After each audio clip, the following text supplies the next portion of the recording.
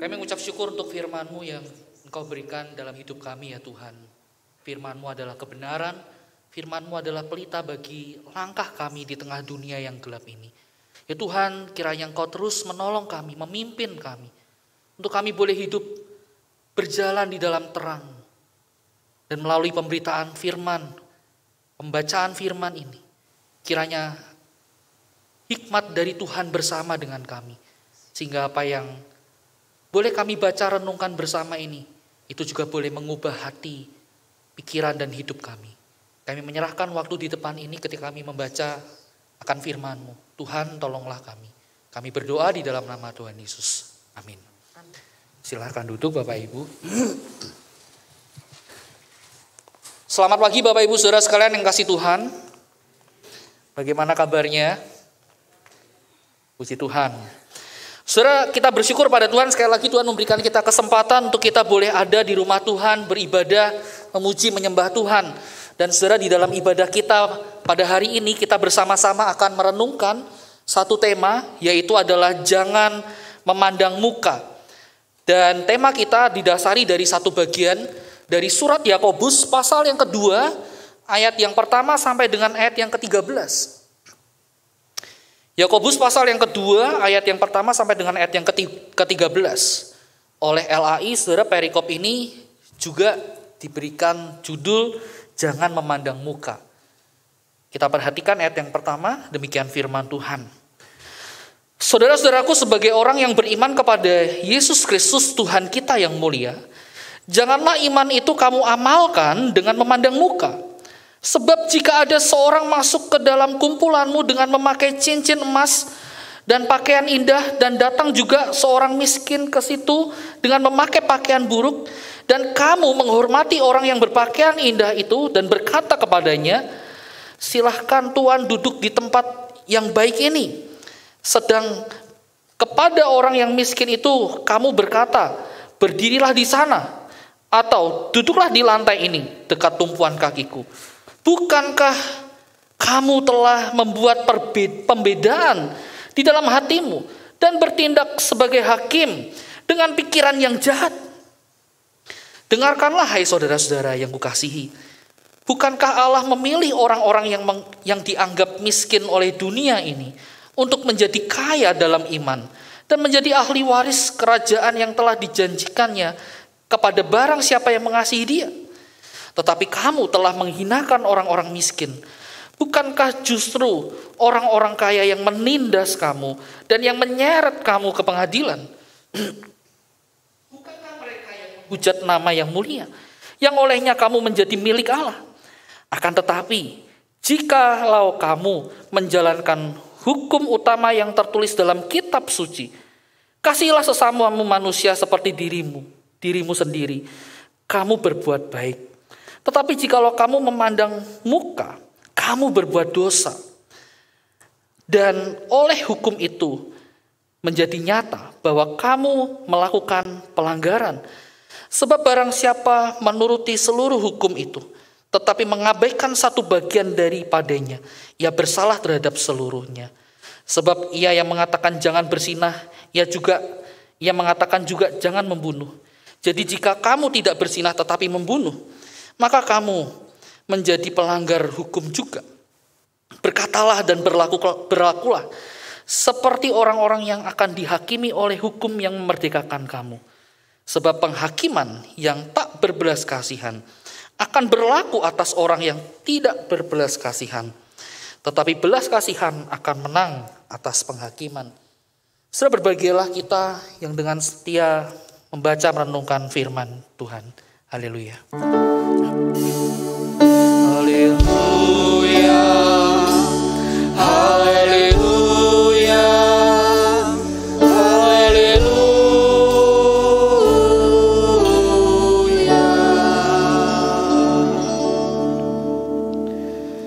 Saudara sekalian kasih Tuhan, ada sebuah kisah dari negeri 1001 malam, saudara. Kisah tentang seorang yang sebutlah, saya kasih nama ya, namanya Udin, saudara. Nah, saudara, si Udin pada suatu kali mendengar nanti malam akan digelar satu pesta besar, pesta jamuan makan besar. Semua warga diundang untuk ikut datang di pesta makan tersebut. Wah, saudara, ketika si Udin mendengar info itu, wah asik. Udah lama gak makan enak, udah lama gak makan kenyang. Aku harus datang. Dan saudara, dengan buru-buru dia langsung pergi ke pusat kota. Lalu dia antri untuk masuk ke pesta jamuan makan. Saudara, ketika gilirannya dia disambut, lalu dihantarkan ke meja tempat di mana dia duduk di meja perjamuan itu. Wah, dia melihat, oh semua sudah ramai gitu ya. Para pelayan juga sudah membawa nampan yang berisi makanan yang kelihatannya sedap, enak-enak. Sudah mulai juga dihantarkan ke meja-meja di perjamuan makan tersebut. Dia tunggu. Pada waktu dia tunggu, dia merasa, loh, itu meja-meja yang di sana kok sudah penuh makanan, sudah banyak makanan, sedangkan meja makanku kok kosong. Dari tadi cuman dilewatin para pelayannya, kok nggak dikasih, gitu ya. Dalam hati mungkin, ya sabarlah, namanya juga ngantri, banyak orang, pasti nanti dapat. Tapi dia tunggu sampai 1 jam berlalu. Tidak ada satupun makanan yang mampir, yang tersaji di meja makannya. Lalu dia mulai mengamati, dia toleh kanan, kiri, dan dia menemukan sesuatu, saudara. Apa itu? Dia menemukan bahwa ternyata para pelayan yang tadi membawa makanan yang banyak, yang enak-enak itu, sudah menaruh makanannya ke meja yang dipenuhi dengan orang-orang yang mengenakan jubah yang indah, sorban yang bagus, di leher mereka tergantung kalung perhiasan yang bagus-bagus, cincin dan sebagainya. Dan dia menoleh di sekitar meja makannya.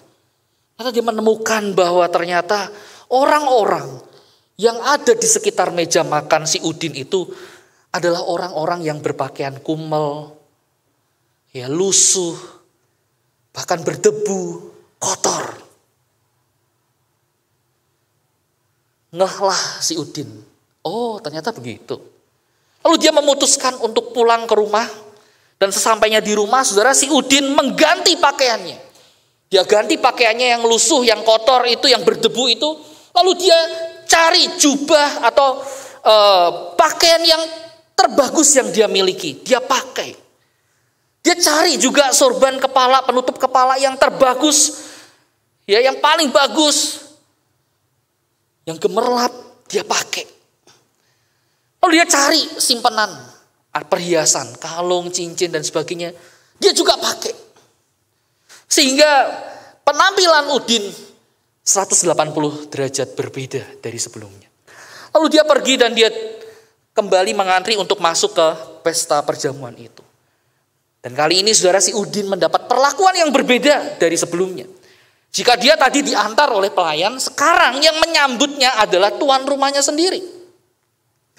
Lalu diantarlah dia ke meja yang berbeda dari yang sebelumnya. Di meja itu sudah tersaji makanan yang sangat banyak.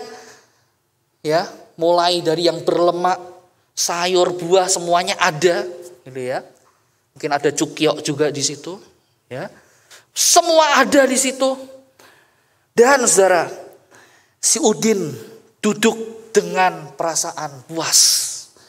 Akhirnya bisa makan. Lalu dia dengan, kalau bahasa sekarang ya itu satset gitu ya. Satset dia ambil makan ini, dia ambil.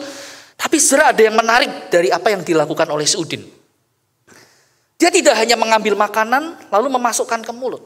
Tapi dia juga mengambil makanan, dia selipkan ke sorbannya. Dia ambil makanan, dia selipkan ke jubahnya. Dia ambil makanan, dia selipkan lagi ke jubahnya. Nah saudara, tuan rumah yang menyaksikan cara makan si Udin ini penasaran. Saking gak tahannya, akhirnya si tuan rumah bertanya, saya perhatikan dari tadi cara makanmu ini unik sekali. Baru pertama kali loh saya menemukan cara makan seperti ini. Lalu si Udin menjawab, ini mah biasa aja. Tapi kenapa kamu melakukan seperti itu?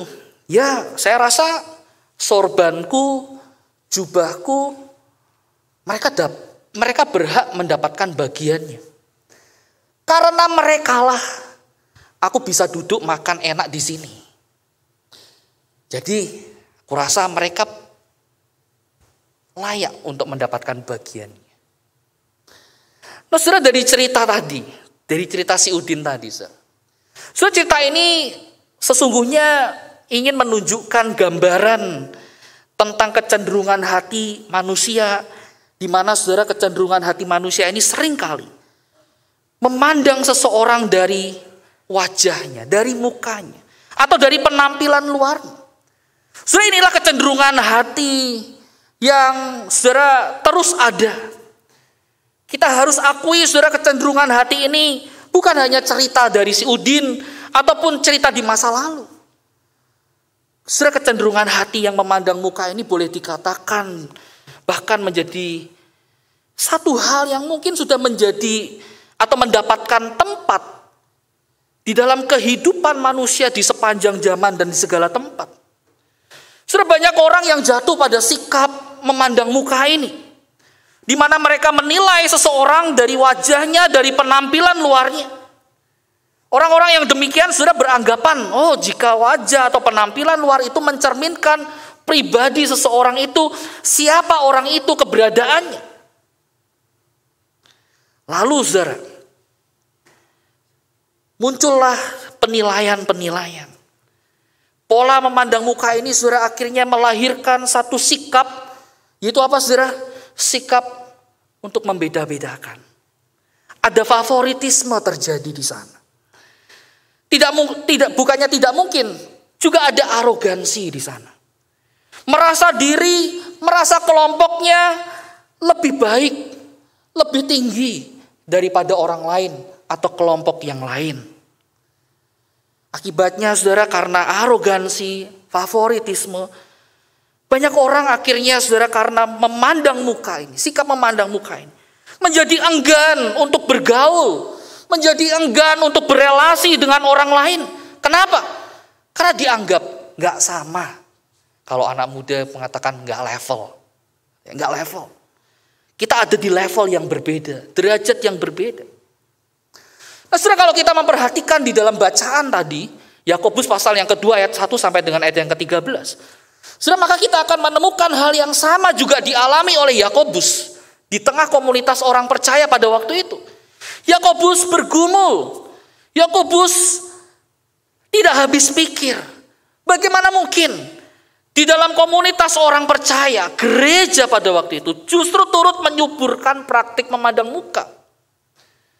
Oleh karena itu saudara, si Yakobus, saudara, melalui bagian ini menegur keras. Dia menentang praktik memandang muka yang terjadi di tengah komunitas orang percaya pada waktu itu. Nah, saudara sekalian kasih Tuhan, Yakobus menentang tindakan yang memberikan perhatian secara khusus terhadap orang lain berdasarkan status sosial, status ekonominya. Bagi Yakobus, saudara, tindakan ini, sikap memandang muka ini adalah tindakan yang bertentangan dengan iman kepada Yesus Kristus. Oleh sebab itu, saudara, ia kembali mengingatkan komunitas orang percaya pada waktu itu, gereja pada waktu itu. Ayo kembali, hiduplah seturut dengan imanmu. Jadilah pelaku akan firman. Saudara, bagi Yakobus meyakini bahwa iman harus diwujud nyatakan di dalam perbuatan. Atau antara iman dengan perbuatan harus ada kesinambungan, harus ada kecocokan. Sehingga saudara, kalau kita mengamati secara khusus kitab Yakobus atau surat Yakobus, maka kita akan menemukan Yakobus ini banyak sekali memberikan nasihat-nasihat praktis kepada jemaat, kepada pembacanya, bagaimana seharusnya orang percaya itu harus hidup di hadapan Tuhan dan sesama. Saudara, kalau kita mengamati surat Yakobus dari pasal yang pertama sampai pasal yang terakhir, hanya di pasal yang pertama saja Yakobus membahas tentang hal doktrinal, yaitu tentang apa itu iman, hikmat, dunia, dan seterusnya. Hanya di pasal yang pertama. Pasal yang kedua yang tadi kita baca sampai seterusnya. Saudara, Yakobus lebih banyak berbicara tentang perbuatan. Bagaimana perbuatan sebagai orang percaya itu harus ditunjuk, nyatakan, atau wujud nyata dari iman. Yakobus meyakini bahwa ketika orang percaya itu bertindak sebagaimana iman, itu artinya apa, saudara? Artinya adalah orang percaya itu tidak lagi membiarkan dirinya hidup dicemarkan oleh nilai-nilai dunia, pola pikir dunia. Melainkan mereka dikuduskan di dalam nilai-nilai yang Allah nyatakan. Itu sebabnya, saudara, kalau kita melihat di dalam pasal yang pertama ayat yang ke-27 bagian yang terakhir, saudara, Yakobus menekankan ini. Di sana dikatakan, dan menjaga supaya dirinya sendiri tidak dicemarkan oleh dunia. Jadi saudara, sebagai orang percaya, sebagai orang beriman, hidup kita tidak diatur oleh nilai-nilai dunia. Hidup kita tidak ditentukan oleh pola pikir dunia. Tetapi hidup kita diatur, ditentukan oleh nilai-nilai Allah. Sehingga dengan demikian, ketika hidup kita berdasarkan nilai-nilai yang telah Allah tetapkan, maka saudara, kita akan melihat bagaimana perilaku kita, ucapan kita, tindakan kita, relasi kita dengan sesama, saudara, itu bisa selaras dengan apa yang menjadi kehendak atau hati Allah.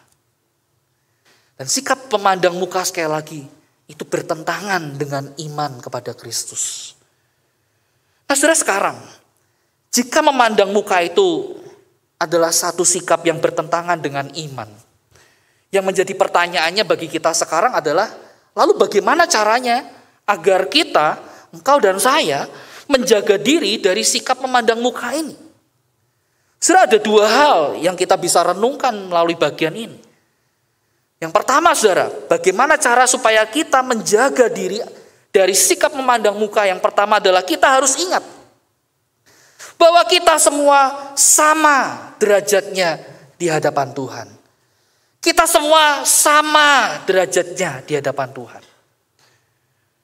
Saudara sekalian kasih Tuhan, kalau kita mengamati di dalam bagian ini dan bagian-bagian yang lain, saudara, Yakobus itu memiliki sapaan yang khas untuk pembacanya atau komunitas orang percaya pada waktu itu. Yaitu Yakobus menggunakan kata saudara-saudara. Saudara, memang kelihatannya sederhana. Tetapi saudara, melalui sapaan ini, saudara, sesungguhnya Yohanes sedang mengingatkan pembacanya dan juga kita pada hari ini mengenai apa, saudara? Mengenai identitas kita sebagai orang beriman, saudara, di mana tidak peduli siapa dia, apapun latar belakangnya, saudara, kita tetaplah sama derajatnya sebagai keluarga di dalam Tuhan. Saudara, apa yang disampaikan oleh Yakobus ini boleh jadi seperti istilahnya pembalik budaya pada waktu itu. Mengapa saya mengatakan seperti ini, saudara? Karena saudara, di dalam konteks budaya pada waktu itu, memandang muka itu bukanlah sebuah permasalahan. Bukanlah dianggap sebagai sebuah hal yang bermasalah. Konteks masyarakat pada waktu itu memberitahu kita bahwa zaman itu sangat lumrah orang itu dibagi di dalam golongan-golongan tertentu. Ada yang disebut sebagai golongan penguasa atau bangsawan. Ada yang disebut sebagai golongan rakyat jelata biasa. Ada yang disebut sebagai golongan orang kaya, orang terpandang, tuan tanah. Tapi juga ada yang dianggap sebagai golongan orang-orang miskin. Ada juga yang menganggap, oh ini golongan orang Romawi. Ingat pada waktu itu kekaisaran Romawi menjadi kekaisaran nomor 1 di dunia, yang memerintah di banyak belahan dunia. Kerajaan nomor 1. Wah, ini orang Romawi dianggap lebih tinggi nilainya daripada orang yang bukan Romawi. Sehingga saudara, orang-orang yang dikatakan masuk kriteria itu, saudara, akan sangat dihormati, akan sangat dijunjung tinggi, sedangkan orang-orang yang nggak masuk kriteria dianggap sebagai orang-orang yang rendah, second class, katakanlah seperti itu. Tidak dianggap. Saudara, Yakobus mengatakan tidak demikian dengan komunitas orang percaya. Masyarakat budaya pada waktu itu boleh menganggap ini satu hal yang lumrah, nggak masalah, tetapi tidak dengan komunitas orang percaya. Ingat, sikap memandang muka, favoritism, membeda-bedakan satu dengan yang lain, itu tidak sesuai dengan iman. Itu juga tidak sesuai dengan bagaimana teladan yang telah Allah nyatakan sendiri. Sudah, Allah berulang kali di sepanjang sejarah. Dan kalau kita melihat di sepanjang Alkitab, Perjanjian Lama, Perjanjian Baru, Saudara, Allah berulang kali menegaskan, Allah menyampaikan pesan bahwa Ia tidak pernah membeda-bedakan umatnya. Di hadapan Tuhan, tidak ada mana yang lebih tinggi, mana yang lebih rendah. Tuhan tidak memandang apa yang menjadi status sosialmu, seberapa banyak apa yang kau miliki. Tidak. Saudara, di hadapan Tuhan, semua manusia sama derajatnya. Yuk kita lihat misalnya di dalam Amsal 22 ayat yang kedua. Amsal 22 ayat yang kedua di sana dikatakan begini. Orang kaya dan orang miskin bertemu, yang membuat mereka semua ialah Tuhan. Orang kaya dan orang miskin bertemu, yang membuat mereka semua ialah Tuhan. Sebagian ini dengan jelas sekali menunjukkan sekaligus menegaskan siapapun, apapun latar belakang kita, sadari bahwa kita ini semua adalah ciptaan Tuhan. Dan ketika kita sadar bahwa kita adalah ciptaan Tuhan, itu sama artinya saudara, kita adalah milik Tuhan. Sehingga ketika kita punya pemahaman akan seperti ini, kita akan mengerti bahwa yang namanya kekayaan itu tidak menjadikan kita semakin dekat dengan Allah. Begitu juga dengan kemiskinan tidak menjauhkan kita dari Allah. Saudara, jika Tuhan mempercayakan pada kita ada harta yang kita bisa nikmati, kita bisa syukuri. Saudara, Tuhan mengharapkan biarlah itu tidak menyilaukan mata kita, tidak mengaburkan fokus kita kepada Allah. Dan seandainya pun jika Tuhan belum mengizinkan kita untuk memiliki semuanya itu, bahkan kita tengah bergumul dengan masalah keuangan, Tuhan juga mau kita melihat. Tuhan juga mau supaya kita itu tidak dibutakan pandangan kita. Sehingga apa saudara? Akibatnya kita tidak bisa melihat kesetiaan, kita tidak bisa melihat kebaikan Tuhan di dalam kehidupan kita. Baik kaya maupun tidak kaya atau miskin. Saudara, jangan biarkan ini akhirnya mengaburkan fokus hidup kita kepada Tuhan. Dan di dalam konteks karya keselamatan, saudara, Allah juga menegaskan melalui Petrus, melalui Paulus, bahwa ketika dia memanggil orang-orang untuk diselamatkan, saudara, Allah juga tidak mendasarkan pilihannya, penebusannya berdasarkan apa yang dimiliki oleh orang-orang yang telah diselamatkan tersebut. Allah tidak pernah membeda-bedakan, oh kalau orang yang seperti ini, kriterianya seperti ini akan diselamatkan, yang begini tidak. Tidak, saudara. Saudara, kalau kita melihat Petrus di dalam Kisah Para Rasul pasal yang ke-10 ayat 34-35, konteksnya pada waktu itu adalah antara Petrus dengan Cornelius, seorang komandan Romawi pada waktu itu. Saudara, di sana ayat 34-35, saudara, Petrus mengatakan, sesungguhnya aku telah mengerti bahwa Allah tidak membedakan orang. Setiap orang dari bangsa manapun yang takut akan Dia dan yang mengamalkan kebenaran berkenan kepadanya. Dan terlebih lagi Paulus menegaskan hal yang sama. Saudara, kalau kita melihat di dalam Kolose pasal yang ketiga ayat yang ke-11, saudara, di sana dikatakan, Paulus berkata, dalam hal ini tidak ada lagi orang Yunani atau orang Yahudi, orang bersunat atau orang tak bersunat, orang barbar atau orang skit, budak atau orang merdeka. Tetapi Kristus adalah semua dan di dalam segala sesuatu. Sebagian-bagian ini dan apa yang dikatakan oleh Yakobus menegaskan sekali lagi kepada kita bahwa sesungguhnya engkau dan saya semua, saudara, kita adalah sama di hadapan Tuhan. Saudara, kita ini sama-sama orang berdosa. Kita ini, saudara, sama-sama butuh anugerah Tuhan. Kita ini sama-sama butuh untuk diselamatkan oleh Tuhan. Tidak ada yang bisa membeli keselamatan itu. Dan ketika Tuhan menyelamatkan kita, saudara, sekali lagi Tuhan tidak memandang siapa atau apa yang menjadi latar belakang kita. Saudara, kalau Tuhan mau menyelamatkan kita, itu karena satu, Ia mau kita. Ia mau kita.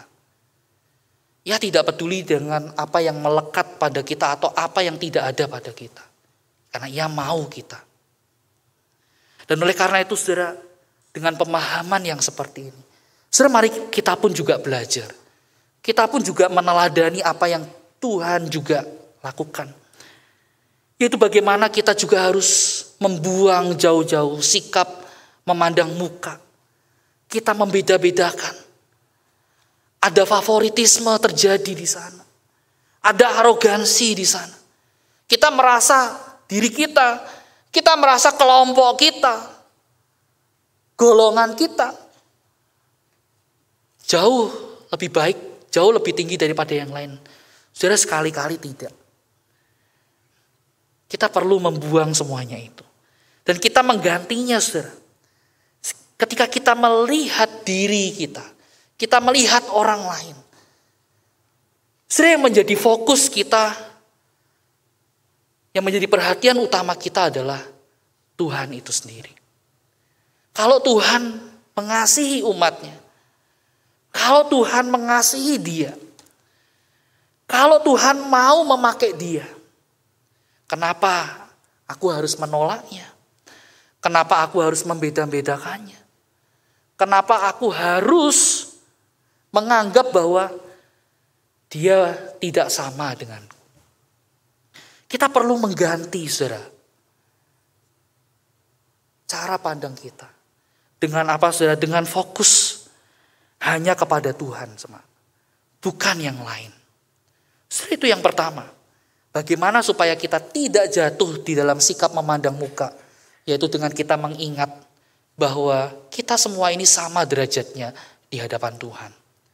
Dan yang kedua, saudara, itu bagaimana kita harus mengingat bahwa, saudara, engkau dan saya, kita itu dipanggil, atau yang menjadi panggilan kita adalah panggilan untuk memberkati, bukan untuk menghakimi. Sudah menjadi panggilan kita sekali lagi adalah panggilan untuk memberkati, bukan untuk menghakimi, bukan untuk menilai orang lain menurut ukuran-ukuran tertentu. Nah, saudara, kalau kita memperhatikan bagian ini, saudara, Yakobus juga mengangkat sebuah isu. Kalau kita memperhatikan ayat yang keempat, di sana Yakobus mengatakan sebagai hakim dengan pikiran yang jahat. Yakobus mengangkat isu ini, menghakimi atau penghakiman. Apa maksudnya, saudara? Maksudnya adalah, saudara, Yakobus ingin mengatakan, pada saat engkau bersikap memandang muka, pada saat engkau sedang membeda-bedakan sesamamu, pada saat itulah engkau sedang menjadikan dirimu hakim bagi sesamamu. Engkau sedang menghakimi sesamamu. Engkau sedang menganggap bahwa engkau adalah yang paling benar, yang paling baik, yang paling layak. Dan saudara, inilah yang perlu kita juga waspadai. Saudara, betapa mudahnya kita memandang orang lain dengan segala macam atribut yang terlihat di mata kita. Lalu kemudian kita akhirnya jatuh pada penilaian-penilaian, kita membandingkan diri dengan orang tersebut. Bukan tidak mungkin pada akhirnya kita juga merasa, wah, aku lebih baik, aku lebih oke.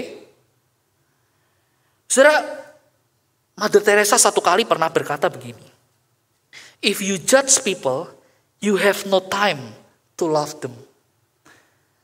Satu perkataan yang singkat tapi begitu mengena. Ketika kita terlalu sibuk untuk menilai seseorang, untuk membeda-bedakan seseorang, untuk menghakimi seseorang, Sesungguhnya kita tidak punya waktu. Kita sedang kehabisan waktu untuk mengasihi orang tersebut. Padahal kalau kita mau sadari, saudara, kalau kita mau lihat baik-baik, saudara, Tuhan itu tidak menjadikan kita atau tidak satupun orang ya yang Tuhan ciptakan, lalu Tuhan tempatkan sebagai hakim atas orang lain atau menjadi hakim atas orang lain. Alkitab, saudara, dengan tegas mengatakan, firman Tuhan dengan tegas mengatakan, yang namanya menghakimi, yang namanya penghakiman, itu adalah haknya Tuhan. Dan secara konsisten firman Tuhan mengajarkan kepada kita, jangan ambil tempat itu. Jangan ambil tempat itu dan jangan taruh diri kita di sana. Jangan taruh dirimu di sana. Itu tempatnya Tuhan. Itu tempatnya Tuhan. Menghakimi, penghakiman, itu tempatnya Tuhan. Bukan tempat kita. Lalu yang menjadi pertanyaannya, kalau begitu apa dong yang menjadi tempat kita? Apa dong posisi kita? Yang menjadi posisi kita, yang menjadi tempat kita, yaitu adalah kita ditaruh untuk menjadi berkat bagi sesama. Kita ditaruh oleh Tuhan untuk kita menjadi berkat bagi orang lain. Itu sebabnya, saudara, Tuhan menciptakan kita sama derajatnya. Tuhan memberikan kita, nanti kalau kita melihat di dalam ayat yang ke-8, saudara, di sana Yakobus mengutip Imamat pasal 19 ayat 18 yang juga dikenal sebagai hukum kasih. Saudara, Tuhan memberikan hukum, kasihilah sesamamu manusia seperti dirimu sendiri. Tuhan menciptakan kita sama sederajat. Tuhan kasih, Tuhan berikan untuk perintah kita mengasihi sesama seperti diri kita sendiri dalam satu tujuan, dalam satu konteks, yaitu apa? Tuhan menempatkan kita untuk menjadi berkat bagi orang lain, bagi sesama. Tuhan tidak menempatkan kita untuk apa? Untuk menjadi hakim, untuk menjadi penilai dari sesama kita. Saudara, bukan. Itu bukan tempat kita. Oleh sebab itu, saudara, ketika dikatakan jangan kamu memandang muka, saudara, itu tidak hanya juga berbicara apa yang menjadi panggilan kita, posisi kita, tapi juga ini adalah perintah Tuhan. Ini adalah mandat yang Tuhan berikan. Ia memang tempatkan kita untuk menjadi berkat dan Ia perintahkan kita untuk kita menjadi berkat bagi sesama. Dan ini, saudara, bukanlah satu perintah yang sepele. Bukan satu perintah yang bisa diabaikan. Itu sebabnya, saudara, Yakobus memberikan ilustrasi di dalam ayat-ayat yang sebelumnya. Oke, kamu melakukan ini dan itu, kamu bisa menuruti perintah hukum Taurat yang ini dan itu, semuanya kamu bisa lakukan. Jangan membunuh, jangan berzinah, dan seterusnya. Oke, kamu bisa lakukan. Tetapi ketika kita tidak bisa mengasihi sesama seperti mengasihi diri sendiri, sama halnya semuanya itu, saudara, gagal total di hadapan Tuhan. Karena, saudara, yang menjadi fokus dari Tuhan ketika Dia memberikan hukumnya kepada umatnya, saudara, bukan supaya umat itu seperti robot menjalankan perintah ini, perintah itu, bukan. Tapi Tuhan ingin membawa kepada satu esensi. Esensi apa itu, saudara? Esensi kasih. Mengasihi Tuhan, mengasihi sesama. Mengasihi Tuhan, mengasihi sesama. Saudara, inilah yang menjadi esensi yang mendalam dari perintah-perintah Tuhan. Bukan persoalan seberapa banyak, seberapa kita mampu melakukan perintah Tuhan. Mungkin katakanlah kita bisa melakukan 99,99. Semua perintah Tuhan, ya, persen gitu ya. 99,99% kita bisa menaati. Tapi kita kurang, kita gagal dalam porsi 0,001%. Saudara, itu tidak ada artinya di hadapan Tuhan. Dan ini juga ingin menghantar kita, mengingatkan kita bahwa sesungguhnya engkau dan saya bisa ada di hadapan Tuhan, itu bukan karena segudang prestasi, itu bukan karena seberapa banyak yang bisa kita kumpulkan, kita capai. Saudara, Tuhan tidak melihat itu. Melainkan Tuhan melihat hati. Tuhan mau kita. Dan Tuhan mengasihi kita. Karena itu saudara, melalui bagian ini kita diingatkan, kita didorong. Mari kita menaati perintah Tuhan. Untuk kita menjadi berkat. Dan untuk kita juga melakukan perintah Tuhan untuk saling mengasihi.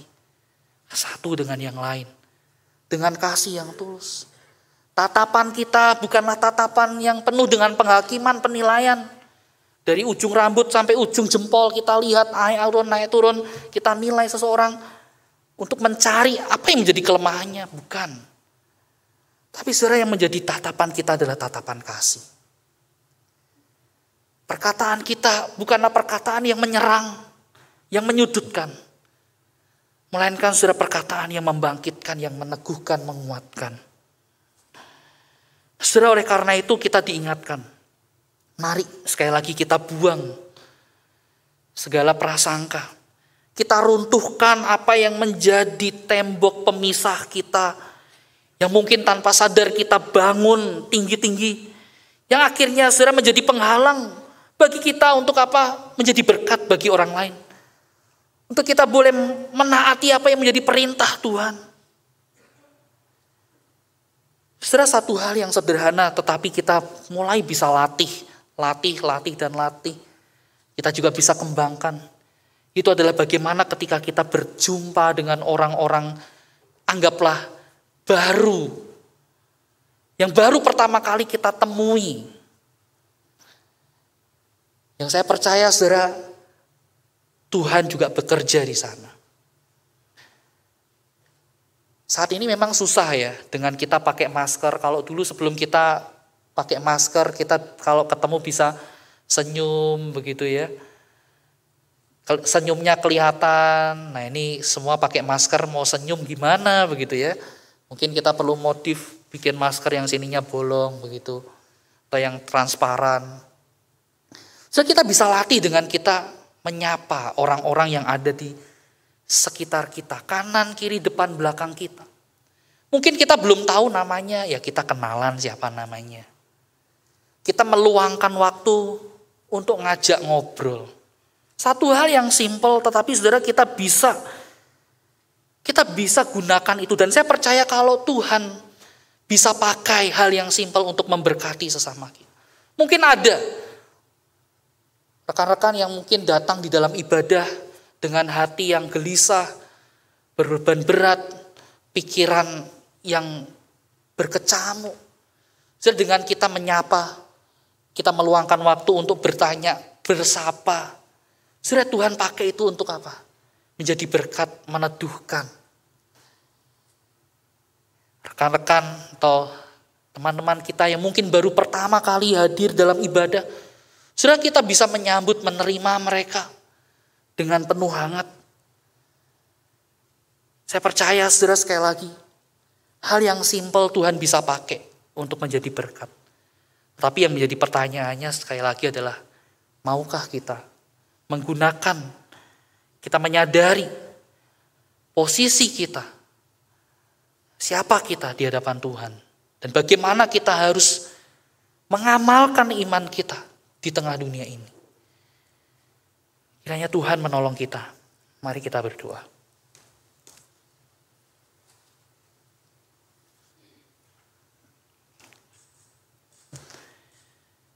Bapa yang baik, kami mengucap syukur sekali lagi untuk firman-Mu yang boleh menegur, mengingatkan, menguatkan kami. Tuhan, ampunilah kami jika Engkau mendapati kami masih saja sebagaimana jemaat Yakobus yang memandang muka, yang menilai seseorang dari penampilan luarnya, yang mungkin juga penuh dengan penghakiman. Kami lupa bahwa sesungguhnya Engkau menciptakan kami sama. Semua di hadapan Tuhan sama derajatnya. Tidak ada yang lebih tinggi, tidak ada yang lebih rendah. Dan Kau menempatkan kami untuk kami boleh menjadi berkat bagi sesama kami, bukan sebagai hakim. Tuhan tolong kami. Mampukan kami untuk melakukan perintah-Mu ini. Dengan kasih yang murni, dengan kasih yang tulus, sebagaimana Engkau mengasihi kami. Sebagaimana Engkau memandang kami. Bukan dari apa yang ada yang melekat pada kami. Melainkan Engkau sungguh mau kepada kami. Tuhan tolong kami, mampukan kami. Dan kami juga berdoa agar komunitas gereja Tuhan di tempat ini juga boleh bersama-sama bergandeng tangan untuk menjadi komunitas yang menghadirkan kasih Kristus di tengah-tengah komunitas ini. Tuhan tolong untuk setiap anak-anak-Mu yang Tuhan boleh izinkan beribadah, melayani di gereja ini. Biarlah kami juga boleh melayani dengan kebersamaan, dengan kasih. Dan Tuhan tolong pakai kami untuk menjadi kesaksian yang indah. Bukan hanya bagi gereja-Mu secara intern, tetapi Tuhan pakai gereja-Mu ini untuk boleh menjadi alat Tuhan, memberkati masyarakat yang ada. Bahkan Tuhan pakai untuk setiap kami juga boleh menjangkau jiwa-jiwa baru. Untuk kami juga boleh bawa mereka mengenal Kristus, percaya kepada Kristus sebagai Tuhan dan Juru Selamat. Melalui perjumpaan kami dengan orang lain, kami boleh menjadi berkat bagi mereka. Kami boleh membawa mereka kepada Tuhan. Tuhan pakai dan Tuhan tolonglah untuk setiap anak-anak-Mu. Dan kami mengingat bagi mereka yang mungkin saat ini tengah mengalami berbagai macam pergumulan. Untuk sakit, untuk yang sakit ataupun karena keterbatasan tubuh, karena usia yang lanjut. Kiranya Tuhan, Kau juga yang menolong, menopang, menguatkan. Mereka yang tengah bergumul, berbeban berat karena pekerjaan, perekonomian. Kiranya Tuhan Kau sendiri yang juga menyediakan yang terbaik. Tuhan mencukupkan apa yang dibutuhkan. Dan kami juga mendoakan untuk anak-anak-Mu yang masih berjuang untuk melanjutkan studinya.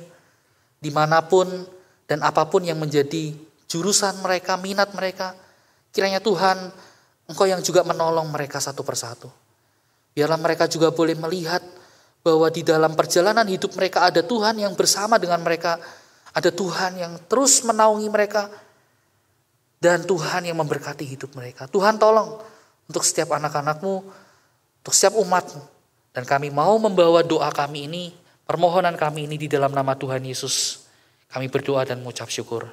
Amin.